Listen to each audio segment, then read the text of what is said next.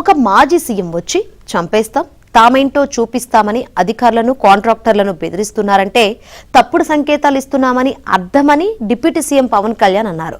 శాశ్వతంగా ఇలాంటి మాటలు రాకుండా ఉండాలంటే ఏం చేయాలో తనకు బాగా తెలుసునని చెప్పారు. వైసీపీ నాయకులు బెదిరించడం మానాలి అని పవన్ కళ్యాణ్ హెచ్చరించారు.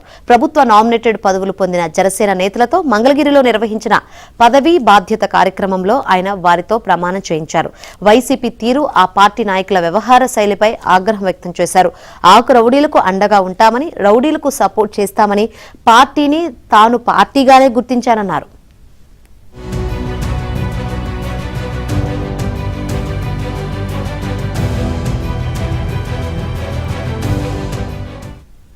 తనకు ఎవరూ శత్రువు కాదన్న పవన్ కళ్యాణ్ వారి విధి విధానాలనే తాను వ్యతిరేకిస్తానని చెప్పారు. తన కంఠంలో ప్రాణం ఉన్నంత వరకు ఆంధ్రప్రదేశ్కు, తద్వారా భారతదేశ సమగ్రతకు భంగం వాటిల్లకుండా చూసుకునే బాధ్యత తీసుకున్నానని తెలిపారు.